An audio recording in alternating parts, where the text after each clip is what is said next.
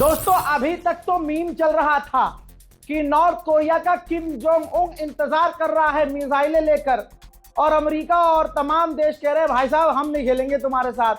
अब दोस्तों पहली बार, क्योंकि फेक न्यूज से आपको सावधान करता आया हूं दोस्तों, अब पहली बार नॉर्थ कोरिया की गवर्नमेंट ने ऑफिशियली जो नए सुप्रीम लीडर चुने गए हैं मुज्तबा खामनाई, उनको सपोर्ट किया है और ईरान को मुबारकबाद पेश की है। ईरान पर होने वाले हमले की निंदा भी की है। कुल मिला के पक्ष क्लियर है, नॉर्थ कोरिया का पक्ष क्लियर है कि वो ईरान के साथ है। आप लोगों से हाथ जोड़कर गुजारिश है, जो रील काटते हैं भैया खबरों को तोड़ मरोड़ के अब यूं मत कह देना ईरान को नॉर्थ कोरिया ने कर दिया सपोर्ट और दागने के लिए तैयार हो गया मिसाइल। भाई ऐसे प्लीज मत करो यार, कंफ्यूजन पैदा हो रही है यार, मत करो भाई। अगर ये वाली खबर सच्ची है कि नॉर्थ कोरिया ने दुख जताया है खामनाई की शहादत का और नए सुप्रीम लीडर के चुने जाने का उन्होंने मुबारकबाद पेश किया, और उसी दौरान जो है आपकी स्क्रीन पर देखिए नॉर्थ कोरिया ने मिसाइल टेस्ट कर लिया, तो भाई साहब लाल कर दिया जाएगा अगर किसी ने दोनों खबरों को मिलाया। दोनों खबरें अलग यार भैया मत करो यार, मत करो फेक न्यूज। अभी मेरे खुद के जिनके 5-5, 8-8, 9-9 लाख रील्स पर इंस्टाग्राम पर लाइक फॉलोवर हैं भाई, उन्होंने पोस्ट कर दिया नेतन्याहू हुआ घायल, नेतन्याहू का भाई हुआ घायल, नेतन्याहू के मरने की खबर। अबे भाई नहीं है ऐसा, फेक न्यूज है, फेक न्यूज है, फेक न्यूज है।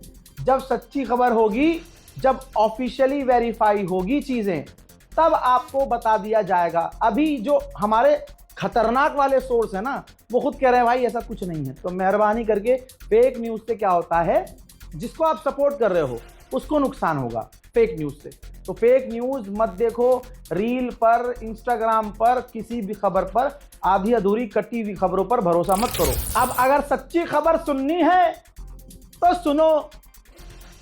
बड़ी खबर यह है कि ईरान के पास अब पुरानी सस्ती मिसाइलें खत्म हो चुकी है। क्या होता है जब हम खाना खा रहे होते हैं और हमारा फेवरेट पार्ट खत्म हो जाता है तो आखिरी कुछ बचता है तो जल्दी जल्दी खत्म करते हैं ना, खा के हम जल्दी जल्दी खा के।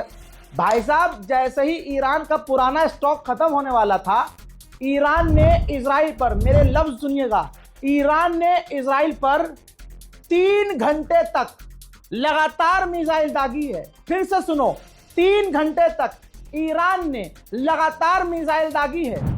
अंधभक्तों के फादरलैंड के फादर ने पिछले 4 दिन से यह गाया हुआ है कि ईरान के पास मिसाइल खत्म हो रही है, ईरान के पास लॉन्चर खत्म हो रहे हैं।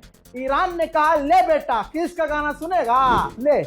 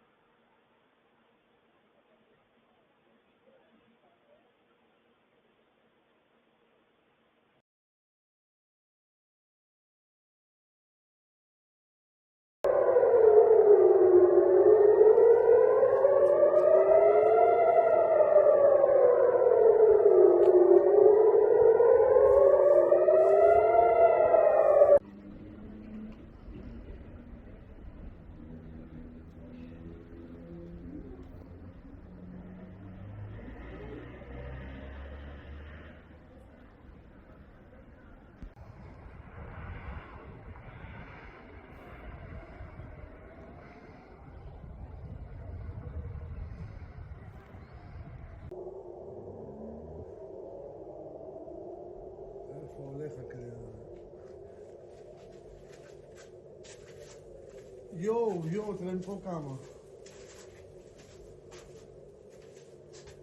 Yo, נראה לי נפילה, אחי. נראה.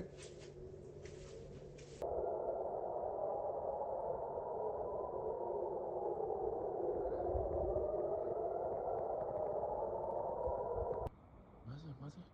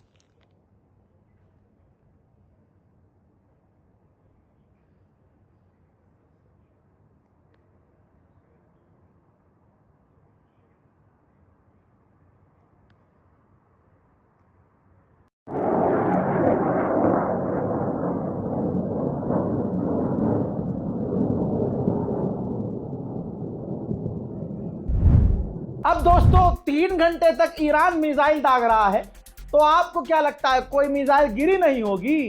ले बेटा।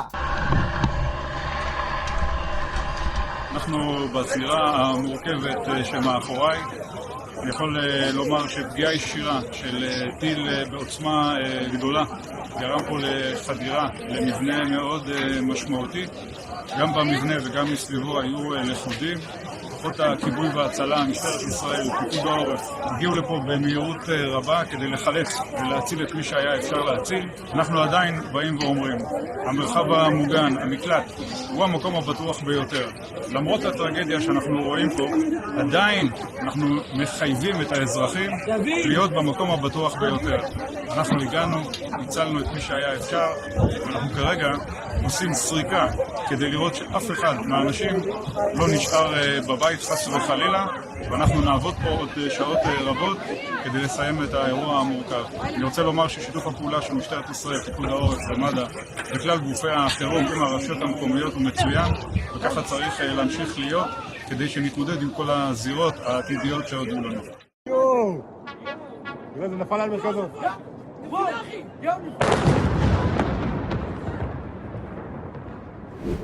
अब सोचिए 3 घंटे तक पता नहीं कितनी मिसाइल दागी। ईरान का मकसद ये थोड़ी ना होगा कि सारी मिसाइल गिर जाए। ईरान का मकसद तो ये भी हो सकता है ना कि डिफेंस सिस्टम कमजोर पड़े, उनके मिसाइल इंटरसेप्टर खत्म हो, और वो हुए भी। मोहतरम हजरात, उधर सऊदी अरब ने कहा है कि ईरान ने हम पर दर्जनों मिसाइलें फिर दागी जिन्हें हमने रोका। इसी तरह से कुवैत ने भी कंफर्म किया कि हम पर भी दर्जनों मिसाइल ईरान ने दागी और ड्रोन दागे जिसे हमने रोका।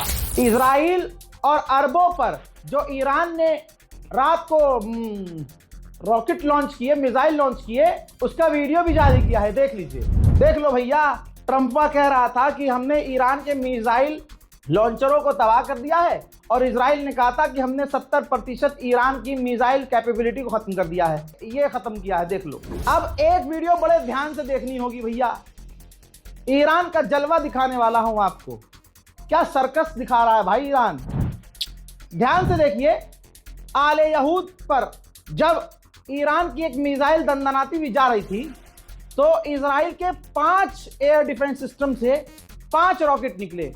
पांचों ने ईरान की मिसाइल को टक्कर मारने की कोशिश की, लेकिन ईरान की पता नहीं मिसाइल जिब्रील ने क्या अपने हाथों से पकड़ी हुई थी। समझो, वो मिसाइल वो 5 इंटरसेप्टर को धोखा देती है, चकमा देती है, और तेल अवीव में जाकर तेल अवीव की जमीन को पप्पी ले लेती है। हजरत मोहतरम, यहाँ गोदी मीडिया ने चला दिया कि एक अरब का डिप्लोमेट है, वो भी पुराना पूर्व डिप्लोमेट है, उसने कहा कि मोदी की एक कॉल अगर दोनों को फोन कर दें, ट्रंप को भी बोल दे मोदी जी की भाई जंग बंद करो, और ईरान से भी कह दे कि जंग बंद करो, तो मेरा यकीन है कि मोदी जी की बात इजराइल, अमेरिका और ईरान मानेंगे, क्योंकि तीनों से हमारे रिश्ते बहुत बढ़िया हैं। तुरंत जंग रुक जाएगी। अब वो बेचारा अरब का बंदा, उसे क्या पता कि मोदी जी अमेरिका से पूछ के तो तेल ले रहे हैं। उस बेचारे को क्या पता कि रशिया से मोदी जी दूर हुए अमेरिका की धमकी की वजह से। उसे क्या पता बेचारे को कि ट्रंप ने, हम लड़ रहे थे जब पाकिस्तान से, तो जो है डोनाल्ड ट्रंप का कोई रोल नहीं था, लेकिन ससुरे ने हमारी जंग के खात्मे का ऐलान खुद कर दिया। तो मोदी जी कैसे कॉल करेंगे भाई? और दूसरी बात, रूस और यूक्रेन में भारतीय वहां फंसे हुए हैं। बीच में यह भी प्रोपेगेंडा चला था पापा ने जंग रुकवा दी। बाद में क्या क्लियर हुआ? पापा ने जंग नहीं रुकवाई, रुकी ही नहीं। बता दो रुकी? चल रही है रूस और यूक्रेन की जंग। वैसे तो रशिया हमारा दोस्त है। अब गोदी मीडिया ने उठाकर खूब चलाया, अरे मोदी जी पर भरोसा अरब को, अरे अरब रेले जा रहे हैं। भारत की सरकार बिल्कुल सही कर रही है, बीच में ना कूदे, बहुत दूर रहे, बिल्कुल दूर, जितना दूर हो सकती है, क्योंकि अरब को जब ईरान नहीं छोड़ रहा है, बीच में यदुवंशी कूदेंगे तो फिर ईरान क्या करेगा? हाँ, लेकिन अब सच्चाई क्या है कि भारत का क्या स्टैंड है, तो लीजिए फल स्क्रीन पर देख लीजिए। मोदी जी ने फोन नहीं किया है, ठीक है, मोदी जी ने फोन नहीं किया है, उनको पता है फोन करूंगा तो सामने से ईरान जो है हमें जलील न कर दे। और डोनाल्ड ट्रंप तो वैसे ही हमारे प्रधानमंत्री माननीय प्यारे मोदी जी का अपमान करता रहता है। यह असलियत है भाई। भारत के विदेश मंत्री माननीय सुपरस्टार लेजर आई वाले जयशंकर ने बात की है फोन पर ईरान के विदेश मंत्री से, और सिर्फ इतना कहा है कि वहां हालात क्या चल रहे हैं, कैसे चल रहे हैं। यह नहीं बोला कि जंग रोक दी जाए, यह नहीं बोला कि जंग खत्म कर दो, पीछे हट जाओ, नहीं कहा। सिर्फ लेजर आई वाले जयशंकर ने कहा कि हालात बताइए वहां लाइव क्या है, हालात क्या हैं, और उसके बाद उनसे कहा कि हम टच में रहेंगे। ईरान को यह नहीं कहा कि जंग बंद कर दो, पीछे हट जाओ, अमेरिका से डील कर लो, ना ना ना ना, बिल्कुल नहीं। सिर्फ इतना बोला हम टच में रहेंगे। तो अंधभक्तों, रुकवा के दिखाओ जंग, फौफा से कहलवा के दिखाओ कि जंग बंद कर दो ईरान। अब आपके सामने समझाने के लिए एक बहुत सिंपल सा ग्राफिक्स है। यूक्रेन और रूस की जंग का डेटा है कि 1460 दिनों में यूक्रेन ने पैट्रियट डिफेंस सिस्टम से 600 मिसाइल दागी है। समझ लीजिएगा भाई, 1460 दिनों के अंदर यूक्रेन ने रूस की मिसाइलों को रोकने के लिए 600 मिसाइल दागी। वहीं 3 दिन की जंग में अमेरिका ने, इजराइल ने ईरान की मिसाइलों को रोकने के लिए 800 मिसाइल दागी है। भाई 1400 दिन, लगभग 1500 दिन में यूक्रेन ने 600 मिसाइल रूस को रोकने के लिए दागी, और यहां 3 दिन में अमेरिका ने अपने पैट्रियट एयर डिफेंस सिस्टम से 800 से ज्यादा मिसाइल दागी। जलवा। ईरान को कमजोर बताने वाले, ईरान के हथियारों को कमजोर बताने वाले, अपने हथियारों का इलाज करवाओ। ईरान का हथियार दुनिया देख रही है। डबल मीनिंग तो नहीं हो गया? आगे बढ़ते हैं। बड़ा हरामी हो बेटा। इजराइल के हालात इतने बुरे हैं कि फॉक्स न्यूज का एक पत्रकार इजराइल में ही खड़ा होकर लाइव बोल गया गलती से, पता नहीं इसकी नौकरी बचेगी कि नहीं बचेगी। इसने कहा कि यहां सब कुछ बदल गया है, सायरन बज रहे हैं इजराइल में, लेकिन मिसाइलें भी गिर रही हैं, यानी इजराइल के एयर डिफेंस सिस्टम फेल हो रहे हैं। फिर इसने कहा कि इजराइल की फौज, इजराइल की मिलिट्री मीडिया को डैमेज साइट पर जाने नहीं दे रही है। जहां ईरान की मिसाइल इजराइल में गिर रही हैं और तबाही मचा रही हैं, इंटरनेशनल मीडिया को और खुद यहूदी मीडिया को भी इजराइल की फौज वहां जाने नहीं दे रही है। अंधभक्तों के फादरलैंड का नक्शा खराब होने वाला है। एप्स्टीन फाइल के अंदर जो लड़कियां फंसी, जिन लड़कियों पर जुल्म और सितम किया गया, आज वो मीडिया के सामने आ रही हैं, लेकिन इंसाफ की उम्मीद उन्हें नहीं है कि इंसाफ मिलेगा, क्योंकि पावरफुल डोनाल्ड ट्रंप है। अब देखिए फिर उनका बदला कौन लेगा? उनका बदला भी सोचिए, ये हिंदू मुसलमान, शिया सुन्नी, इनकी जंग है ही नहीं, इंसानियत और हैवानियत के बीच जंग है। भाई साहब, ईरान ने जो मिसाइल दागी इजराइल पर, उस मिसाइल के वॉरहेड पर क्या लिखा जरा देख लीजिए। फारसी में लिखा है, in the memory of the victim of Epstein island.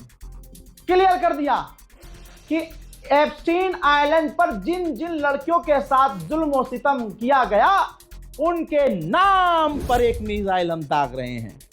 अब बताइए, महिलाओं का सम्मान ईरान करता है कि नहीं करता?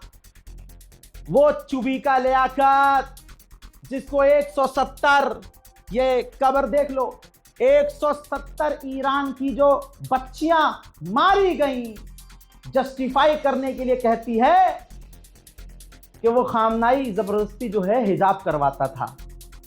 तो हिजाब, अबे दोगली, अबे चुईया के मुंह की, अबे चुसी हुई आम, अबे क्या बोलूं तुझे मैं, कैमरा बंद होने के बाद बोल दूंगा तुझे। ये जो सऊदी अरब है, अरब देश, वहां पर भी हिजाब बिल्कुल स्ट्रिक्टली है, स्ट्रिक्ट है भाई, करना ही करना है हिजाब।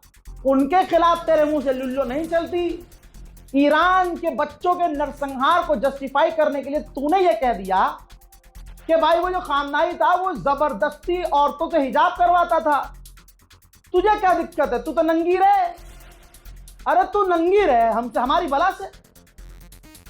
ये बात, अब ये सोच, ये बता मुझे कि अगर अमेरिका कह रहा था कि हम ईरान की आजादी के लिए ये कर रहे हैं, तो मुझे तू ये बता कि 170 बच्चियों को जो मार दिया, 170 बच्चियों को जो मार दिया, तो मुझे बता ये कौन सी आजादी थी? ये ईरानियों को आजादी दी है अमेरिका ने? अभी भी जो सिविलियंस पे हमले कर रहा है अमेरिका, तेरे हिसाब से वो आजादी दे रहा होगा?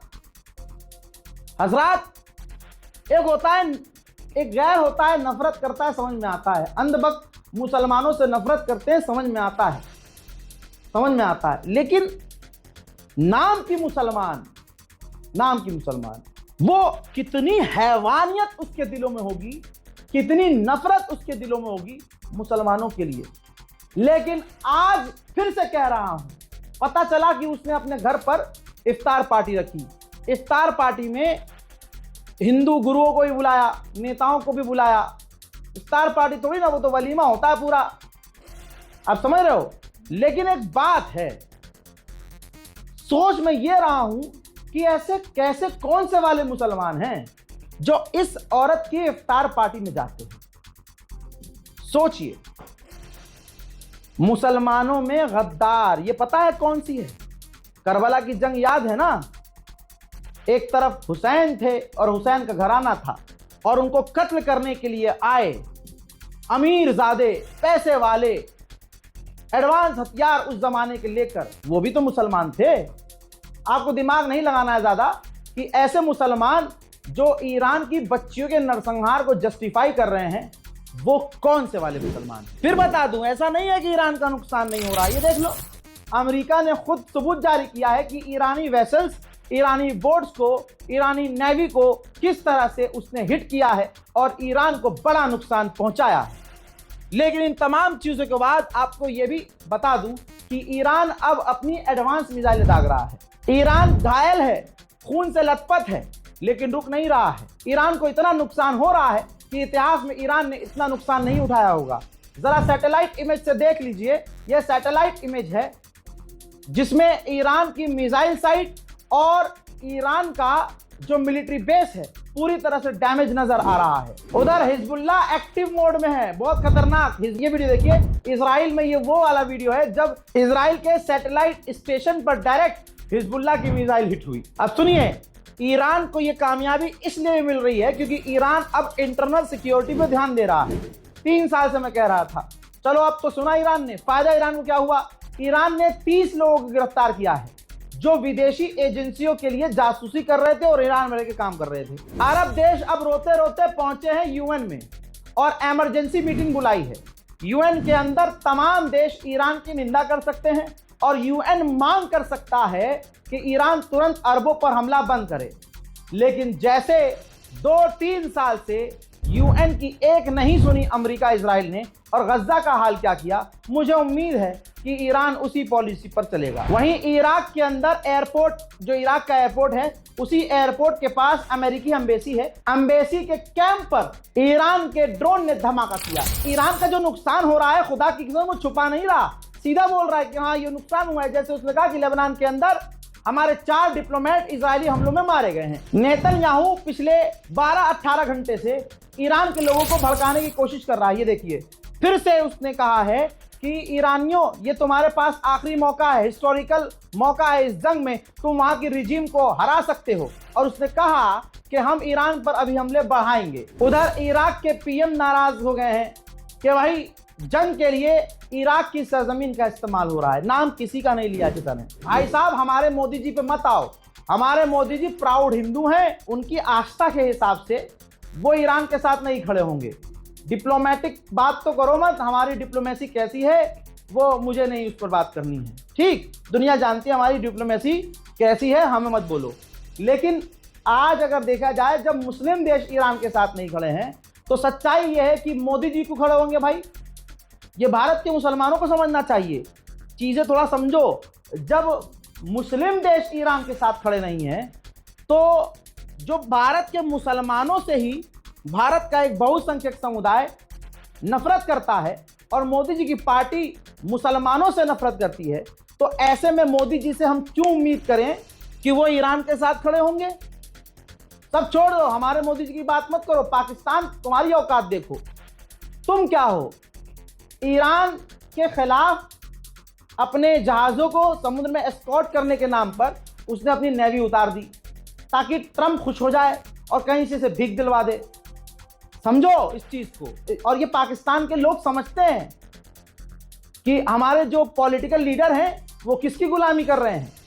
भाई, पाकिस्तान ने एक तरफ अरब जाकर सऊदी अरब के डिफेंस मिनिस्टर से मिलकर ईरान को धमकाया, रिपोर्ट आपने देखी होगी। 2 बार धमकी दे दी ईरान को। ईरान का यह बड़प्पन है कि ईरान ने पलट कर पाकिस्तान को कुछ नहीं कहा। अब पाकिस्तान का स्टैंड क्या हो गया?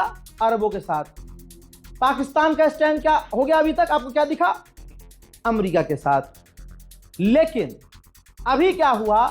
पाकिस्तान ने लेटर लिखकर भेजा है ईरान को और दुख जताया है खामनाई का, और नया जो सुप्रीम लीडर अब चुना गया है ईरान में, उसकी मुबारकबाद दी है।